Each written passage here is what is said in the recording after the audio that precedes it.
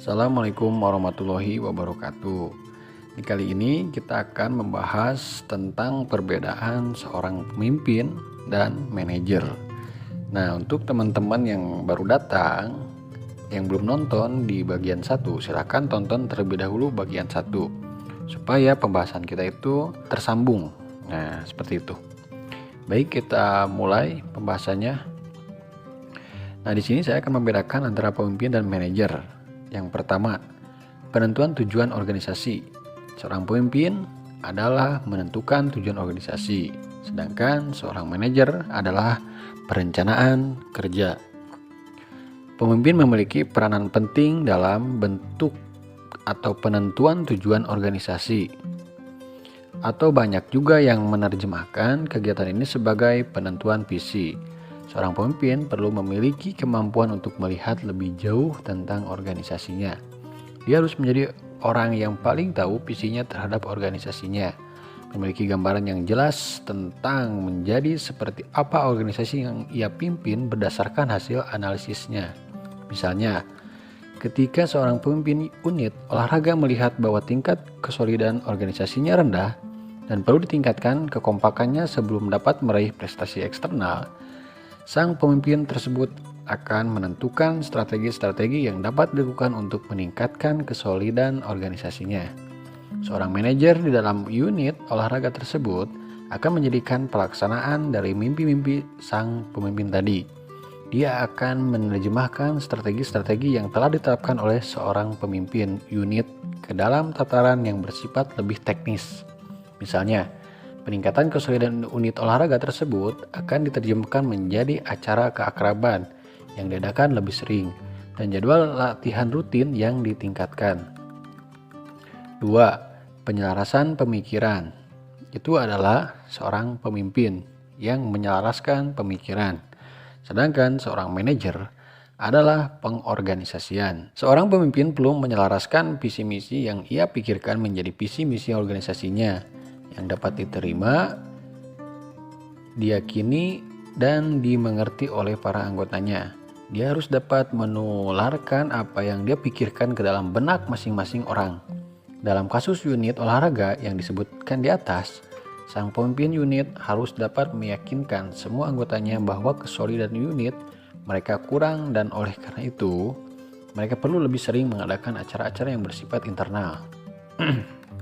Tugas manajer dalam membagi tugas-tugas anggota akan lebih mudah apabila para anggotanya memiliki keyakinan akan visi yang diusung.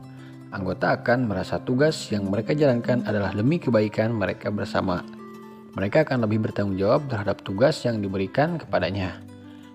Manajer pun lalu mengorganisasikan sumber daya yang dimiliki unit tersebut untuk menjalankan program-program yang sesuai dengan visi tersebut. Ia akan membuat tim-tim atau divisi-divisi sebagai unit kerja yang bertanggung jawab lebih spesifik terhadap suatu hal. Misalnya, ia akan membentuk divisi Kominfo yang bertanggung jawab menyampaikan publikasi kepada para anggota tentang acara dan latihan rutin yang diadakan. Nah, yang ketiga, pemberian motivasi dan inspirasi itu adalah tugas atau peranan seorang pemimpin, sedangkan seorang manajer adalah pengendalian. Seorang pemimpin memiliki peranan yang besar dalam memotivasi dan menginspirasi anggotanya untuk dapat menyelesaikan permasalahan-permasalahan yang ada. Misalnya, pada kasus di atas, pemimpin unit olahraga tersebut perlu melihat permasalahan-permasalahan yang sedang dihadapi anggotanya yang dapat menghambat proses peningkatan kesolidan unit. Misalnya, adanya konflik internal antar anggota. Sang pemimpin lantas harus memotivasi anggotanya untuk menyelesaikan konflik tersebut, atau bahkan turun tangan untuk menengahi dan menyelesaikan bila tidak dapat diatasi oleh anggotanya sendiri. Seorang manajer lebih berperan dalam proses pengendalian teknis dari kegiatan-kegiatan yang dilakukan. Ia mengkoordinir jalannya tugas-tugas para anggota agar tugas-tugas tersebut dapat diselesaikan dengan baik dan tepat waktu. Dengan mengendalikan kerja para anggotanya, manajer dapat memastikan kegiatan yang direncanakan akan berlangsung dengan baik dan tujuan yang ditetapkan dapat terpenuhi. Manajer juga mengatasi berbagai hambatan yang ditemuinya dalam mengendalikan kerja anggotanya. Dan untuk ini dibutuhkan pengalaman serta kemampuan tersendiri. Kesimpulannya, seorang pemimpin lebih berperan dalam penentuan hal-hal yang bersifat strategis, sedangkan manajer lebih berperan dalam penentuan hal-hal yang bersifat teknis. Pemimpin berperan dalam mengatur organisasi agar dapat beradaptasi dengan kondisi lingkungan yang ada. Sedangkan manajer berperan dalam mengatur organisasi supaya dapat berjalan dengan baik. Ada kalanya peran pemimpin dan manajer dapat diambil oleh orang yang sama ketika dibutuhkan. Nah, saya akan menyimpulkan dengan sederhana yang berupa poin-poin.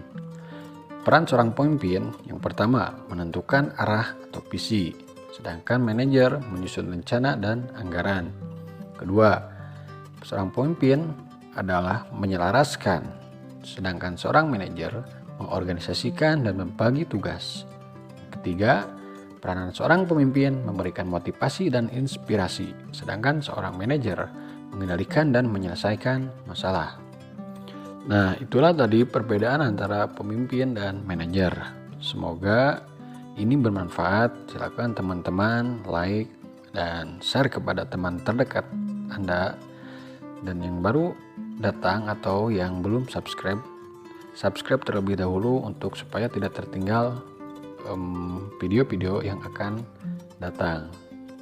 Semoga bermanfaat. Salam hebat luar biasa. Dulur salamina, learn more, do more, give more. Assalamualaikum warahmatullahi wabarakatuh.